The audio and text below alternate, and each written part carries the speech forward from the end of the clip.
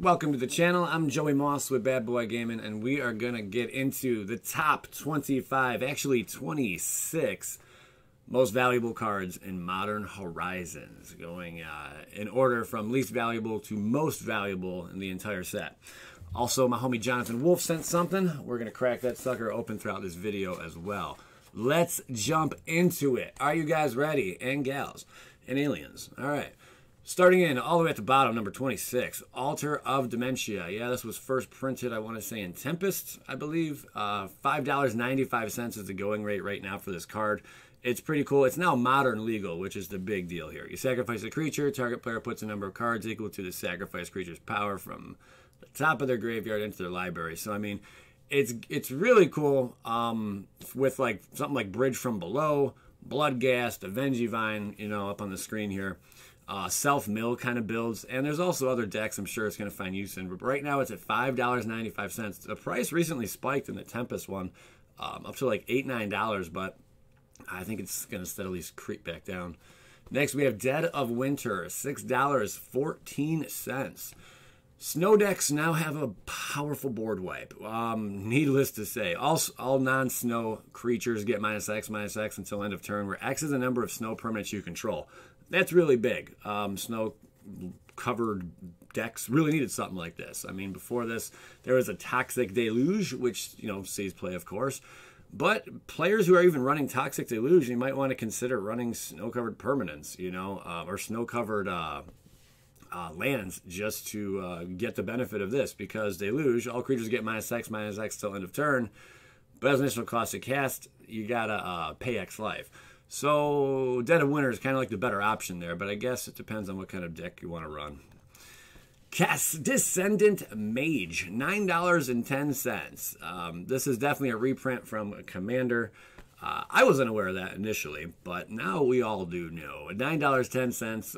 WotC for sure printed this set, definitely for like Modern, but more so almost for Commander. When you're reprinting Commander cards in Modern set, I mean, this is branching across everything except for Standard, of course. You know, your Cube, EDH, Legacy. It's all around the board.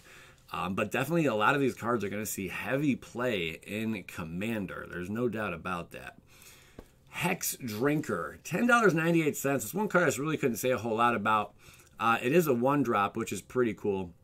And it's got that level up ability, you know. Leveling up, you just pay the 1 to do, it's a deuce 1. Every time you level up, you get a bigger perk. Not every time, but from 3 to 7 in that bracket, you're going to have a 4/4 protection from instants. Kind of cool. And then if you level up all the way to 8+, you get protection from everything as a 6/6. It's pretty decent. I mean, you can pay any amount in one turn to level up. So you can essentially level this thing up all the way to level 8 off rip, if you have the mana, you know, to do it, which is pretty cool. And the thing gets protection from everything, so nothing can really stop this. It could become a beast. So maybe in a ramp build, this would be a lot of fun to play. Archmage's Charm is $11.94. Choose one, counter target spell. Target player draws 2 cards, or gain control of target non-land permanent with converted mana cost 1 or less. I thought this would be interesting to include. With the Marit Alege Slumber over here. The secondary thing there, at the beginning of your upkeep, if you control 10 or more snow permanents, you sacrifice it. If you do, create Marit Alege, a legendary 20/20 black avatar creature token with flying indestructible. So someone's just like, oh wow, that's really, really sweet, man. I'm going to pay 3 blue now, and I'm going to gain control of your godly like 20/20 indestructible avatar. And that's the way the cookie crumbles. That would really stink if that happened. There's other uses for the card, of course, but that's like one of the most shocking things I think that could happen with this kind of card. Seasoned Pyromancer, $12.01. Pretty sweet card. You got the young Pyromancer. This is like, well, it's a seasoned Pyromancer, needless to say. Enters the battlefield, discard 2 cards, then draw 2 cards for each non-land card discarded this way. Create a 1/1 red elemental creature token.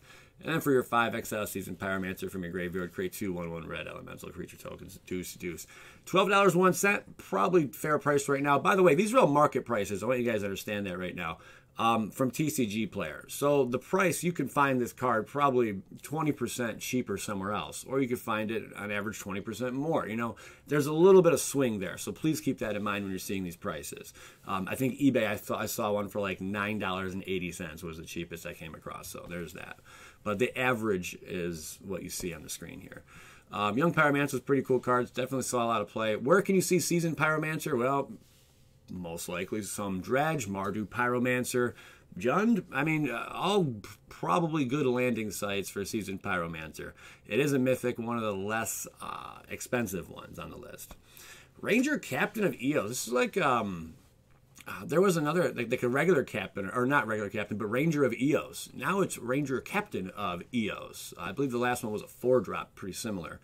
But this thing's cool because you can sacrifice Ranger Captain of Eos. Your opponents can't cast non-creature spells this turn. That's decent. But its main thing, you can basically tutor up a 1-drop creature, which is not bad. When we're running cards like Serra Ascendant, the Seer, Thraben Inspector, which is a really cool card.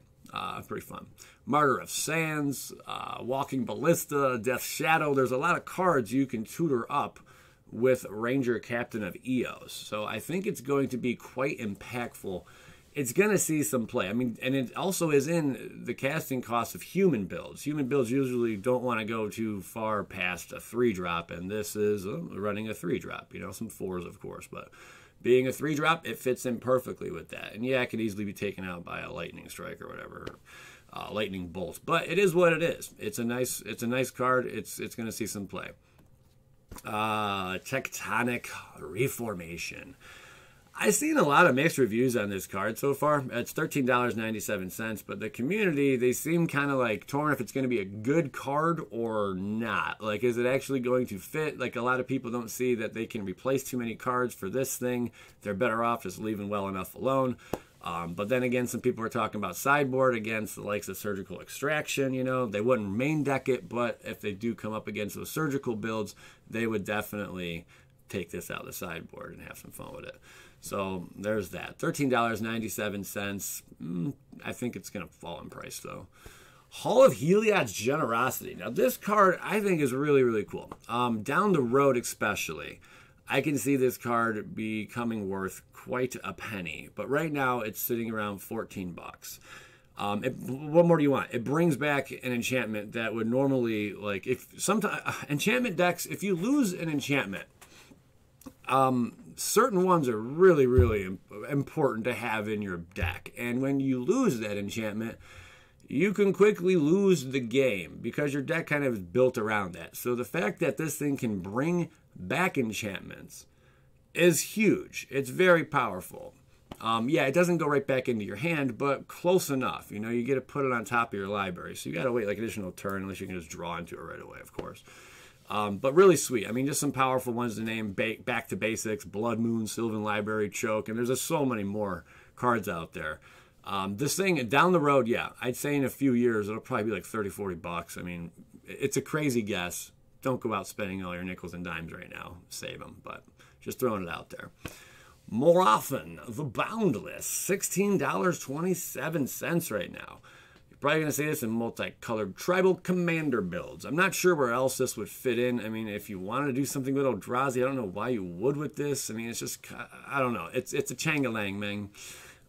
It's every creature type. And as the Boundless enters the battlefield, you choose a creature type. And then spells of the chosen type you cast cost 1 less of each color less to cast. This effect reduces only the mana of colored mana you pay. Other creatures you control of the chosen type get +1/+1. So like a Niv Mizzet, if you were to choose dragons, I'm pretty certain Niv Mizzet would just come in for absolutely free. One of the newer ones that was printed. And there's other cards. Anything that has 5 in the casting cost. And you choose that type, it can enter the battlefield free. And then you also get the perk of the +1/+1. It's acting like a lord of that. Pretty steep casting costs, I mean, but definitely Commander is going to have a lot of fun with this. Like, there's a lot of stuff with Commander-based, you'll notice. Or not based, but you can't really see it fitting in anywhere else but Commander. Serra the Benevolent, really cool. So Sarah finally got her Planeswalker card. That is just amazing. I always refer to her as Sarah Angel, and everyone's like, it's not Sarah Angel. Well, you're right, it's not. It's Sarah the Benevolent, though. $19.27. +2, creatures you control at flying get +1/+1 until end of turn. -3, create a 4/4 white angel creature token with flying and vigilance, basically like a Sarah Angel. And its -6 is basically a worship that doesn't go away. You can't get rid of it. It can't be removed. It's like, it's just there because you get the emblem. If you control a creature, if you control a creature, damage that would reduce your life total to less than 1, reduces it to 1 instead. Comes out with 4 loyalty. So that is pretty impactful, man, if you can get that far into the game to pull that off. But it's +2ing, so I mean, really, you can do it your next turn. That's pretty nuts. Yeah, that's pretty nuts. Mox Tantalite, man, this thing, I just don't think it's got what, I don't think it has what it takes, man. $19.42, unless I'm completely wrong about this card. And I know during spoiler season, all of us like to hype cards up, but then we come to the realization, what's this card really going to do? And the realization is probably not a whole lot. Lotus Bloom, if you guys know Lotus Bloom, you'd probably pick that card over playing Mox Tantalite probably any day of the week. And that says a lot, considering the Bloom doesn't seem much playing Modern as it is, you know. But Commander, it could be cool. You know, it's an artifact. It's got Suspend. You really don't got to pay anything to bring it out, you know, and you can add 1 mana of any color.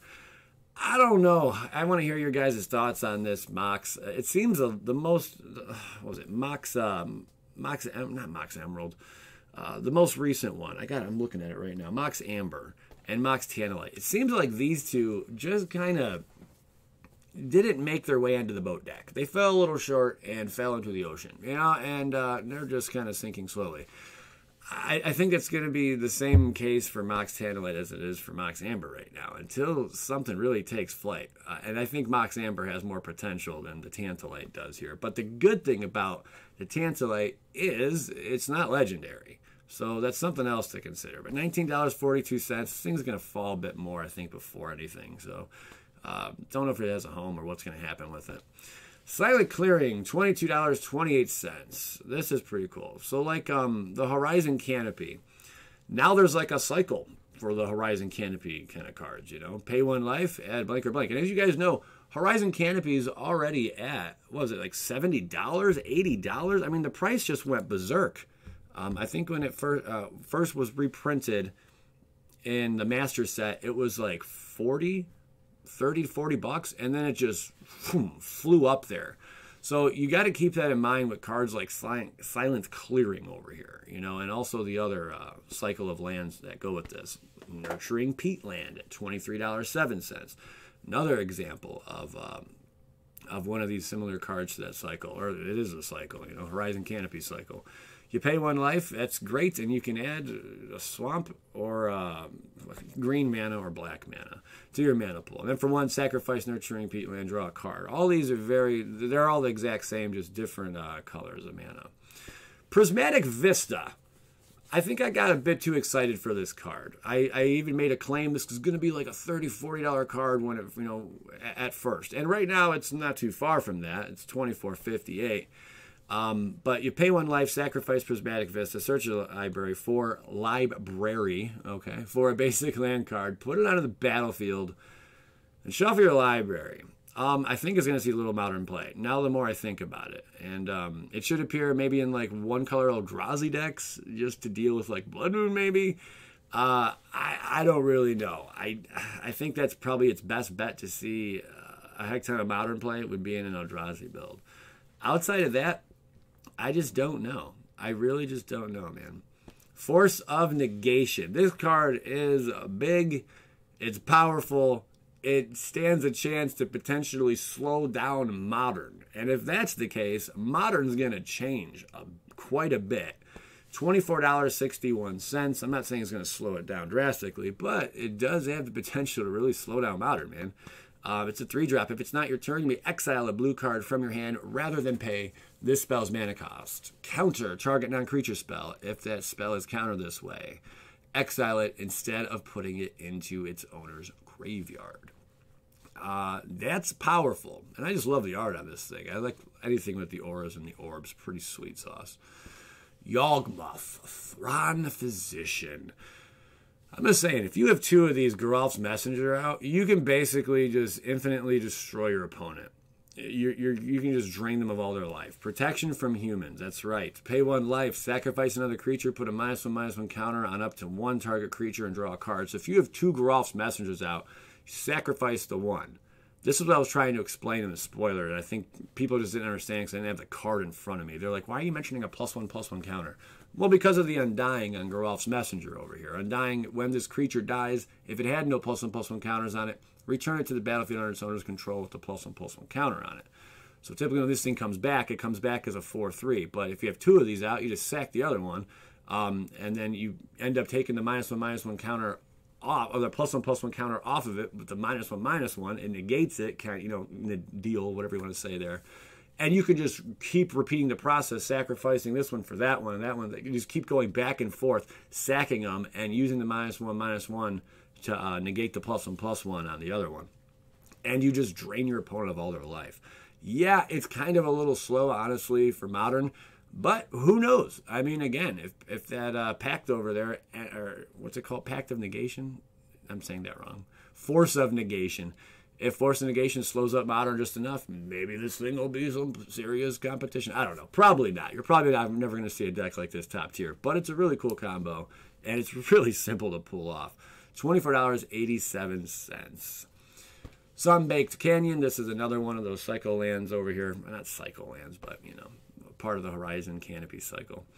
The pay 1 life, add blank or blank, and then you can sack it and draw a card. $24.91. Waterlogged Grove, $25.81. Again, same kind of thing. Selesnya colors. Did I say Selesnya? I sure did. Cynic. I am sorry. Fiery Islets is $26 1 set in Izzet colors. Same thing with the cycle. I don't want to continuously pay too much attention to these because you guys, it's pretty simple. We all know what it does.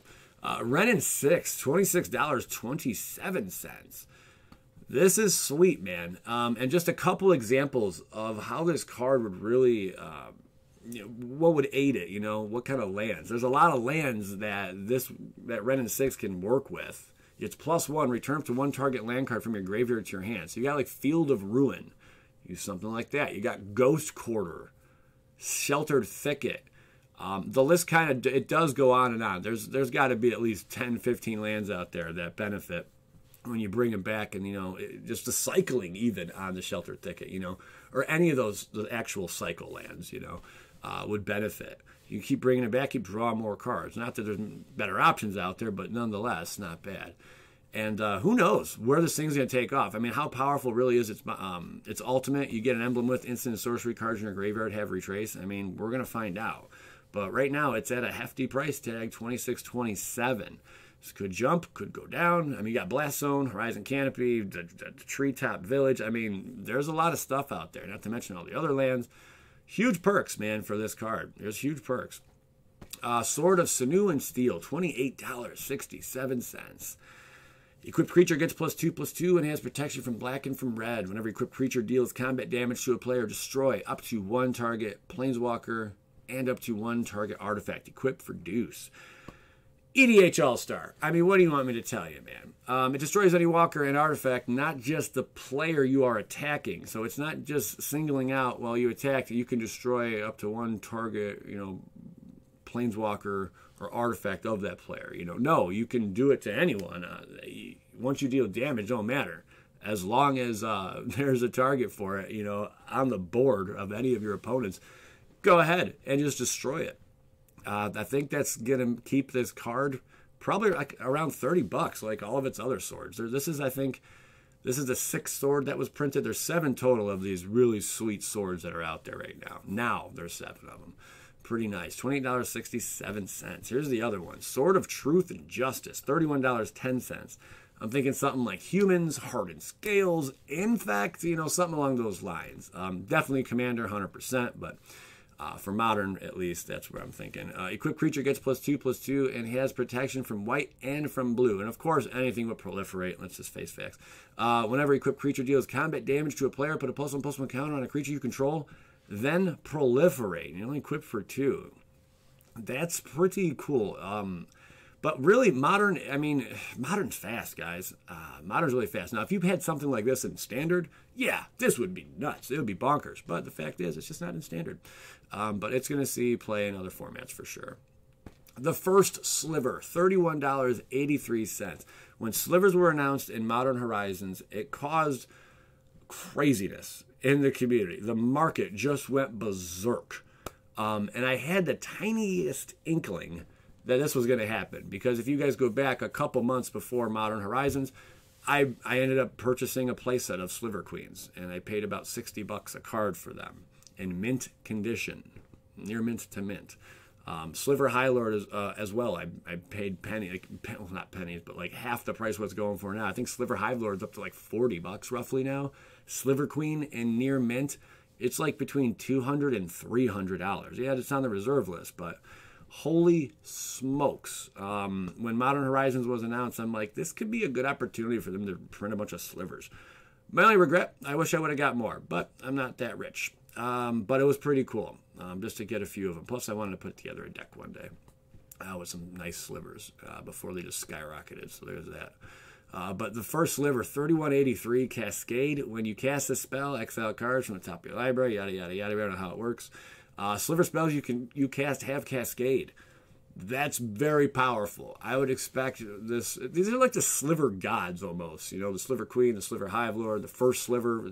Worst name I've ever heard in my life for a card, but whatever. It's like saying the first human. I guess we could just call that a demo. All right, moving forward. Sliver, the first Sliver is going to stay around that price no matter what. Echo of Eons. We are getting to the nitty gritty right now. We are getting to the nitty-gritty. $38.72. Echo of Eons is a 6-drop. Each player shuffles their hand and graveyard into their library, then draws 7 cards. Flashback for 3. It's basically Time Twister and Time Spiral having a baby, you know. It's really, really cool. For Time Twister, each player shuffles his or her hand and graveyard in his or her library, then draws 7 cards. And then Time Spiral, remove Time Spiral from the game. Each player shuffles his or her graveyard and hand into his or her library, then draws 7 cards. You untap is up to 6 lands. Yeah, you don't really get that huge perk, but the fact that you can flash it back is pretty sweet. And Narset, man, you just use Echo of Eons with Narset, and that's stupid. You're denying your opponent from drawing 6 cards. That's very insane. Yeah, that is really, really huge. And then if you have it with Teferi out, you can use it as an instant, basically. I think, yeah, with Teferi. And then you can deny them even an additional card draw on their turn if you play it right. Really, really cool. $38.72. Echo of Eons. Yeah, it might be slow for Modern, but man, it's going to see play elsewhere. It's going to see play for sure. And it's $38.72. Probably a fair price for this right now. A lot of these, I'd say, are probably going to dive down before they go up, though. Urza, Lord High Artificer. I mean, this thing's been on a roller coaster ride. This is just one combo I threw out there. Infinite combo with Thopter, Foundry, and Sword of the Meek, basically creating infinite tokens. You know, there's like infinite life gain. There's a bunch of infinite stuff you can do with Urza, Lord High Artificer. I love this dude. You guys know he's my favorite Planeswalker. But we haven't seen him yet in his true form. And a lot of people were like, he got decapitated, Gerard. He can't come back. Well, they made him. Nothing's truly dead, man, when it comes to Magic. When Urza, High Lord Artificer enters the battlefield, create a 0/0 colorless construct artifact creature token with this creature gets +1/+1 for each artifact you control. Tap an untapped artifact you control, add a blue mana. For 5, shuffle your library, then exile the top card until end of turn. You may cast that card without paying its mana cost. This card's pretty busted. Probably the most busted in the entire set. And that's why it's at $47.50 too. It's nutty though, because I remember when it first hit, I hope I'm not repeating myself, it came out at $40 and then jumped up to like 80. Now it's back to like 45-ish, you know? Pretty nuts how that happened. But yeah, great card. That being said, guys, take a moment, punch the like button in the mouth.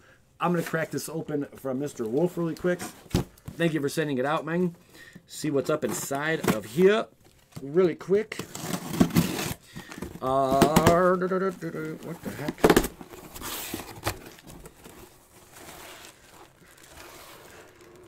A gift for you. A gift for you. Oh, it even has on there, this is for Sabrina. That's my lady. That's my lady. So this is for Sabrina. And I'm assuming this one's for me. This is for Joey. That's nicely wrapped, dude. What is in this? What is in this? For me. What is in this? Let's find out. I think I know what this is, yeah. From Amazon Prime. Oh my god, bro. That looks like 1,000 starbursts. 1,000 pink starbursts. Guys, something I want you to know in life. Never let anyone treat you like a yellow starburst. You're a pink starburst. Don't forget that. Skadoosh.